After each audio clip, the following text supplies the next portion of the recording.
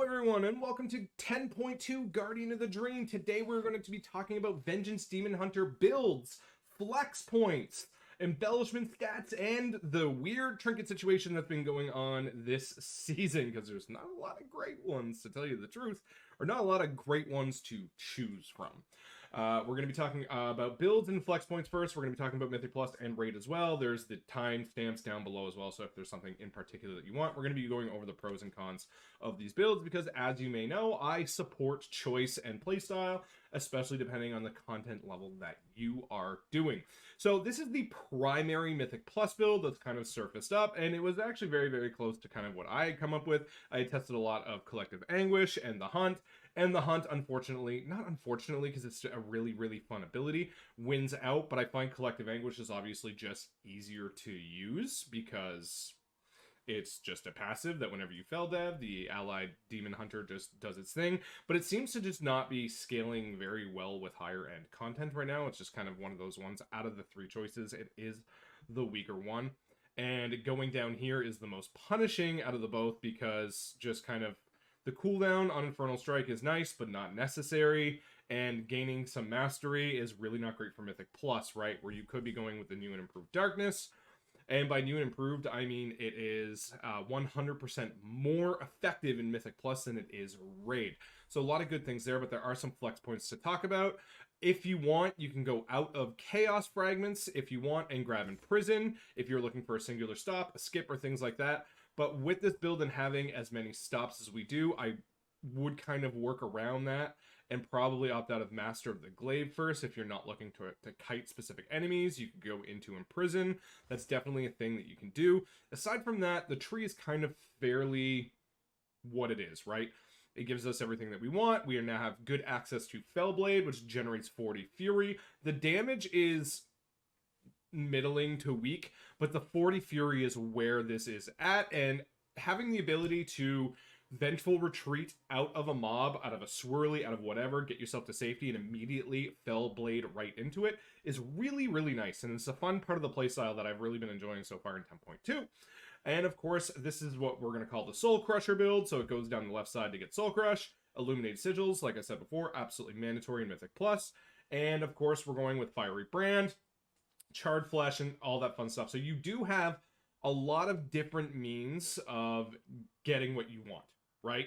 Of being able to defend yourself. You have Fel Devastation. You have 2-minute meta now with Rush of Chaos, which is so good. It's so good. We're able to take Dark Glare Boon, so while our Fel Dev has a 40-second cooldown baseline, it can go real low and just be really lots and lots of fun. So really, you can really work that around there as you want, but we are Sigil based now, so Sigil of Flame does just a lot of damage. Cycle of Binding, you're going to see a lot of synergies with that. Of course, Chains of Anger, but this is the more damage focused build, and we're going to talk next about kind of a more utility build that might not pump out as much damage, but is still really, really fun.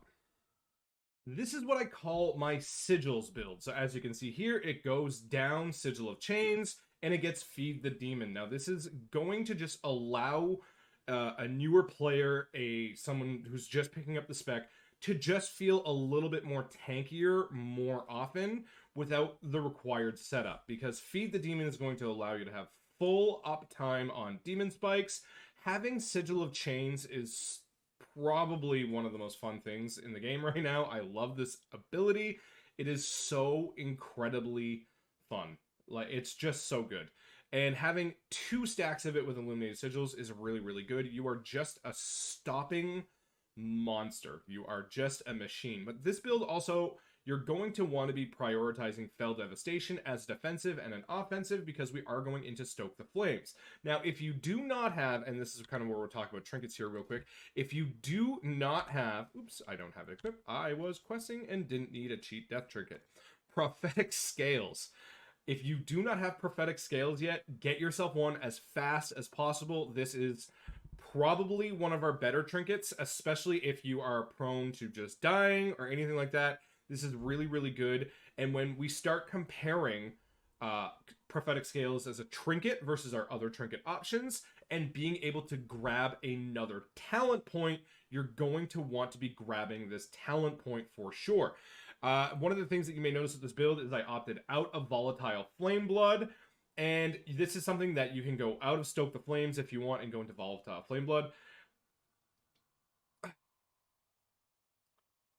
I have not had any Fury issues, especially now that we have Fellblade as an option, which is not on the GCD, but it's on like a minor GCD, something like Death Grip for Death Knights. So it's really, really fast. You press it, and by the time you are at your mob, you can already press another GCD. Fury has not been an issue, where I find this has kind of been overcapping me on Fury a lot of the times. But if you do want it, you can easily take it. This build is going to start sifting off in hierarchies. This is going to start getting diminishing returns, where I would probably opt for the other one. But while you are learning the spec and you're trying to be comfortable, this is actually, I think, a really solid build for you to kind of go around and just absolutely have fun, have good burst windows, have a high uptime on meta, because you're going to be getting a lot of frequent Fel Devastations that are going to be doing a lot of damage. And honestly, I've just been having an absolute blast with this. Now, when we're talking stats for Vengeance, you are going to want to be prioritizing haste.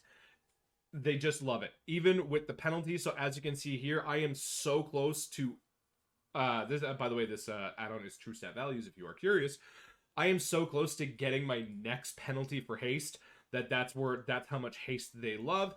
After that, you're going to want to be getting critical strike and versatility. Now, with the keys that I was doing, I opted for way more critical strike, and I have a couple of mastery pieces here that I would have liked to get rid of if this was my main, but I just play all 6 tanks, and last season, if you had not been watching the stream, I played 10 classes regularly in Mythic Plus, so there's a couple of things that I would have swapped out there, but versatility, critical strike are about the same. You're going to want to be getting both of those, so now my next goal for this season is to start getting a lot more versatility, because I'm happy with my crit, I'm happy with my parry, because do remember critical strike rating does equal parry, but as well you do have the new illuminated sigils that targets afflicted with Sigil of Flames will give you 20% increase, 20% increased chance to parry by those increase with, oh my god, talking, that are affected by Sigil Chains, and Demon Spikes as well is going to give you 15%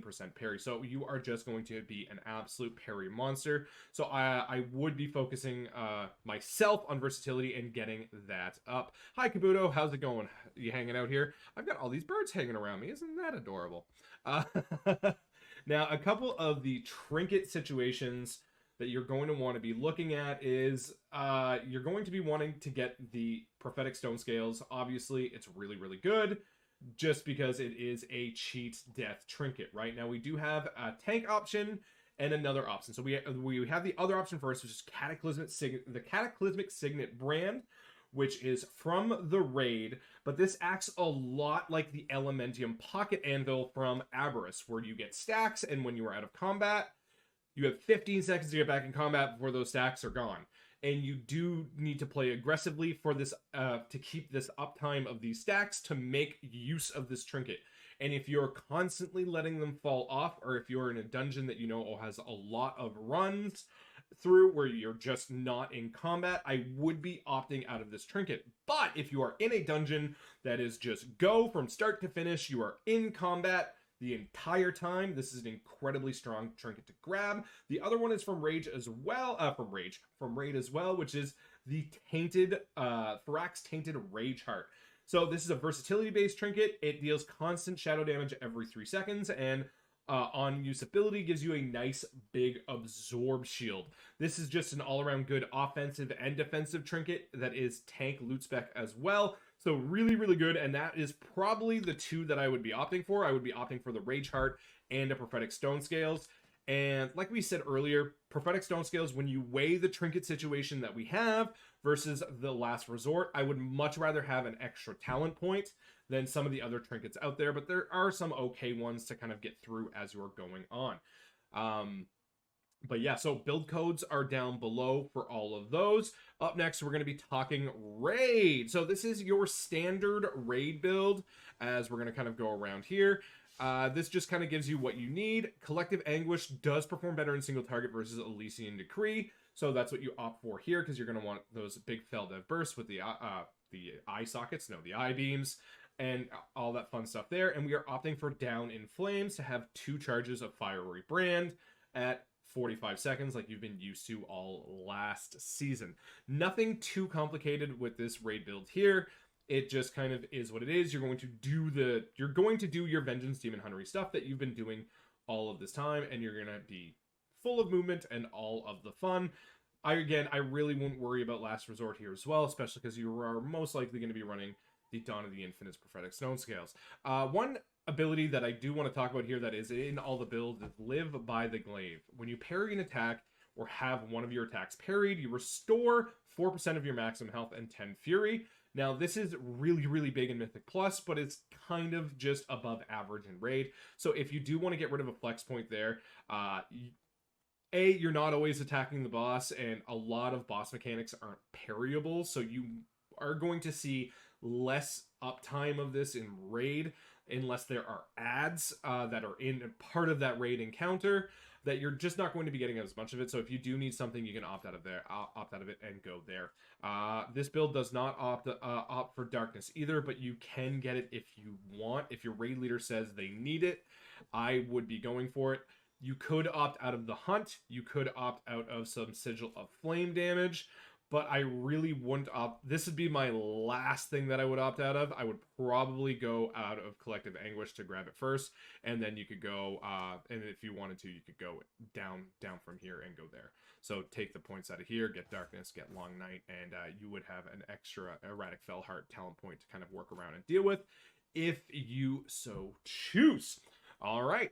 Embellishments. Okay, embellishments. So the better embellishments right now, after the nerf to the rolling flame patch, which is what I currently have on all of my gear. Now, disclaimer for embellishments, they've been nerfing and buffing those, and there is a part of me deep inside that honestly believes we're not done seeing that. So right now, the highest simming ones are the Toxic Boots with the Toxic Patch. If you have those already and you're planning to upgrade those, great. If you are not planning on upgrading, if you don't have anything and this is from scratch, I would hold off just a little bit and wait to see where things pan out. Just because. Things get nerfed, things get buffed, and after the raid starts, this is gonna happen again. For some odd reason, something's happening again. They've nerfed Spore Cloak a bunch. They've been buffing other things, so that's kind of what it is. But there isn't any like new real great embellishments to kind of talk about or really go nuts on. And you're gonna want to be opting out of embellishments on your weapons, because there are a couple of weapons to kind of talk about. In Amir Drasil, you can get Thorn Collar Claw, that's difficult to say, which is something that you're going to want to be opting into if you can. It does deal good damage in both Mythic Plus and Raid, but it's just an all-around strong weapon, and it is haste verse. But as well in Dungeons and Dawn of the Infinite, we have the Double Time, which is going to give you Critical Strike and Haste, and Time Strike, which kind of allows it has like an echoing type ability, but this is very, very strong. So if you're looking at stuff, if you're looking at trying to maximize the amount of potential that you can have and the amount of just the sheer amount of different style procs that you can have, you're going to want to be opting out of those and keeping your embellishments for different items. And let's not forget, there is a brand new health potion. There's a brand new health potion. Now, I did just get the recipe here. I haven't learned it because my alchemy is not 50 on this character. But the Dream Walker's Health Potion. Now, these are the new things that you're going to want to be getting. It's going to restore X amount of health and is going to heal you for that same amount of health over 6 seconds. So it's going to heal you and provide you a dot. This is looking to be like one of the better health pots that you can get, just because of the sheer amount of healing that you're going to be getting, because sometimes you take a big hit and you're still taking some hits, and this is going to just allow you to be a little bit more tankier along the way.